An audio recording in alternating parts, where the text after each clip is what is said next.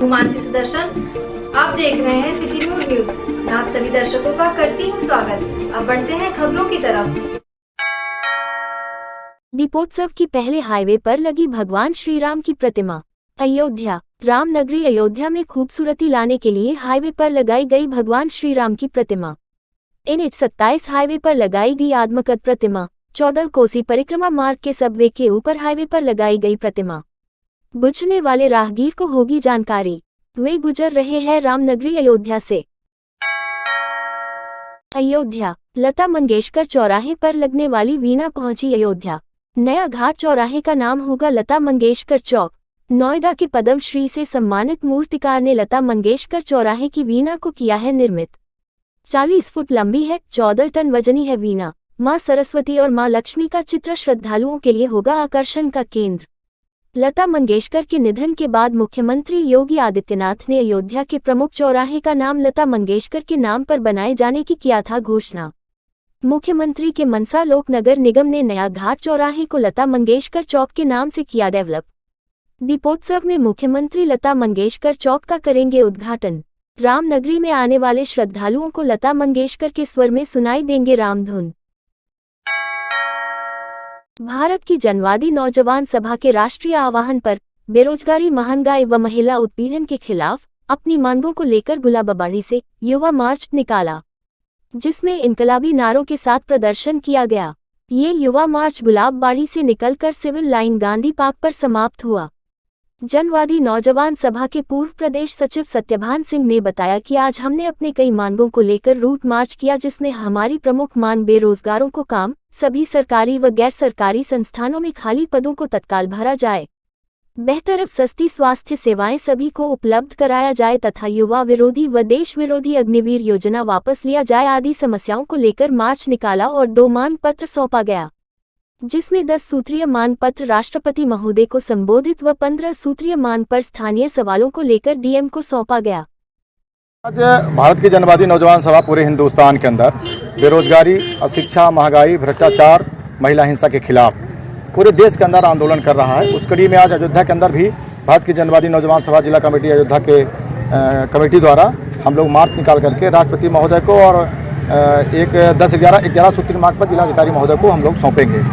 मांग पत्र हम लोग ये कि देश के अंदर जो नौजवानों की हालात हैं, 35 से 40 करोड़ नौजवान हिंदुस्तान का बेरोजगार है। सरकार कोई नौजवानों को रोजगार के लिए कोई ठोस नीति अपना नहीं रही है, कोई युवा नीति नहीं अपना रही है। तमाम सरकारी कल कारखानों में रिक्तियाँ खाली हैं, पद खाली हैं, लेकिन सरकार जो है उसको भरने का काम नहीं कर रही है। सरकार ने वादा किया था आते ही कि 2 करोड़ नौजवानों को प्रतिवर्ष हम रोजगार देंगे, लेकिन उस वादे पे सरकार मुकर चुकी है। आज हिंदुस्तान का नौजवान हताशा की ओर है। हिंदुस्तान के नौजवानों और छात्रों को रोजगार मिलने की जो दावे सरकार कर रही थी, उस वादे में सरकार फेल है। आज उसी का विरोध भारत की जनवादी नौजवान सभा और खासकर पूरे हिंदुस्तान का नौजवान इस सरकार की जो है युवा विरोधी नीतियों का विरोध कर रहा है।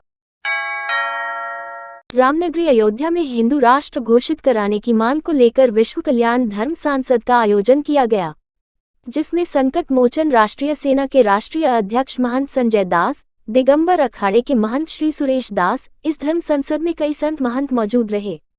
कई प्रदेश के संत महंत मौजूद थे, जिनकी भारत सरकार से यह मांग है कि भारत को हिंदू राष्ट्र घोषित किया जाए। जगत गुरु परमहंस स्वामी तपस्वी छावनी अयोध्या ने बताया कि जनसंख्या कानून लागू हो, सामान संहिता कानून भी लागू हो, गौ हत्या बंद हो, गाय को राष्ट्रीय माता घोषित किया जाए, इन सभी मुद्दों पर चर्चा की गई। 2023 दिसंबर केंद्र सरकार भारत को हिंदू राष्ट्र नहीं बनाती है तो 7 दिसंबर 2023 से अन्य जल का परित्याग करके भारत को हिंदू राष्ट्र घोषित कराने के लिए आमरण अनशन करूंगा। सभी अखाड़ों के संत महंत हमारे साथ में, क्योंकि दुनिया में इकाइयों के 157 देश हैं, मुसलमानों के 57 देश हैं, लेकिन हिंदुओं का एक भी देश नहीं है। देश का बंटवारा जब धर्म के आधार पर हुआ तो पाकिस्तान, बांग्लादेश मुसलमानों को मिल गया, जो इस्लामिक देश बन गया। हिंदुस्तान हिंदू राष्ट्र बनना चाहिए। अगर इस पर ध्यान नहीं दिया गया तो हम लोग शस्त्र के बल पर हिंदुस्तान को हिंदू राष्ट्र घोषित कराएंगे। हिंदू राष्ट्र घोषित कराने के लिए आज विश्व कल्याण सनातन धर्म संसद का आयोजन किया गया, जिसमें संकट मोचन सेना के राष्ट्रीय अध्यक्ष आदरणीय श्री संजय जी रहे और दिगंबर अखाड़े के श्री महंत श्री सुरेश दास जी रहे, निर्मोही अखाड़े के श्री महंत एवं राम जन्मभूमि तीर्थ क्षेत्र ट्रस्ट के ट्रस्टी श्री दिनेंद्र दास जी रहे और श्री हनुमानगढ़ी के पूज्य श्री माधव दास जी थे। हनुमानगढ़ी के चारों पट्टी के पूज्य सभी संत महंत थे। श्री महंत धर्मदास जी थे, श्री राजू दास जी थे और अन्य प्रदेशों से भी तमाम श्री महंत महामंडलेश्वर आए थे। गुजरात से, मध्य प्रदेश से, महाराष्ट्र से एकनाथ जी थे। सभी संत महंत आज जो है आए और भारत को हिंदू राष्ट्र घोषित कराने के लिए सर्वसम्मति से प्रस्ताव पास किया गया और जनसंख्या नियंत्रण कानून बहुत जल्दी लागू किया जाए और समान नागरिक संहिता लागू हो और गो हत्या बंद हो, गाय को राष्ट्रमाता घोषित किया जाए। इन तमाम बिंदुओं पर आज जो है चर्चा की गई सर्वसम्मति से। और 2023 के पहले यदि सेंट्रल गवर्नमेंट भारत को हिंदू राष्ट्र नहीं बनाती है तो 7 नवंबर 2023 से अन्न जल का परित्याग करके भारत को हिंदू राष्ट्र घोषित कराने के लिए मैं तपस्वी छावनी पीठाधीश्वर जगत गुरु परमहंस आचार्य आमरण अनशन करूंगा और सभी अखाड़ों के संत महंत हमारे साथ में रहेंगे, क्योंकि दुनिया में ईसाइयों के 157 देश हैं, मुसलमानों के 57 देश हैं, लेकिन हिंदुओं का एक भी देश नहीं है।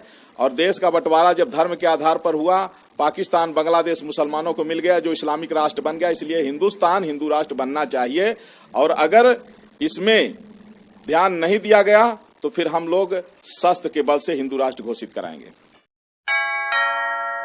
अयोध्या के ददेरा गांव में पहला खगोलीय विज्ञान प्रयोगशाला खुला गया है, जिसमें प्राथमिक विद्यालय के बच्चे अब खगोलीय विज्ञान सीख सकेंगे।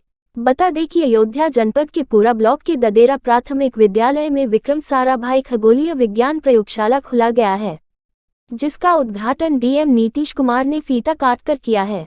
इस खगोलीय विज्ञान से संबंधित आधुनिक यंत्र मौजूद। वहीं डीएम नीतीश कुमार ने बच्चों से बातचीत की और बच्चों ने डीएम को न्यूटन के गति के नियम बताया। वही जानकारी देते हुए डीएम नीतीश कुमार ने बताया कि खगोलीय विज्ञान के साथ स्मार्ट क्लास भी ज्वाइन प्राथमिक विद्यालय के बच्चे करेंगे और 1 से कक्षा 8 तक के बच्चे विज्ञान के डिजिटल कंटेंट सीख सकेंगे, वैज्ञानिक टेम्परामेंट सीख सकेंगे। डीएम ने बताया कि बच्चे रट के ना पढ़े बल्कि उसको सीखें। बच्चे रटने की प्रवृत्ति को छोड़कर साइंटिफिक टेम्परामेंट लाएं। प्रत्येक ब्लॉक में 3-3 स्कूल प्रयोगशाला के लिए सिलेक्ट होंगे। वही प्राइमरी विद्यालय व कंपोजिट विद्यालय में ही प्रयोगशाला खोला जाएगा। देखिए, यहाँ पे हम लोगों ने एस्ट्रोनॉमी लैब खोला है और एक स्मार्ट क्लास भी है, दोनों है। और यहाँ पे बच्चे सब हमारे हैं एस्ट्रोनॉमी लैब देख रहे हैं और खगोलीय दूत बने हैं बच्चे हमारे, और सब साइंटिफिक टेम्परामेंट है, कैसे विषय वस्तु को हम अध्ययन कर सकते हैं बच्चे, वो सीखेंगे, सबसे महत्वपूर्ण है। और हमारा जो स्मार्ट क्लास भी है उसका कंटेंट है, जो हमारे परिषदीय विद्यालय में क्लास 1 से 8 तक जो कंटेंट है, डिजिटल कंटेंट है, उसको भी हम स्मार्ट क्लास के जरिए उसको दिखाएंगे।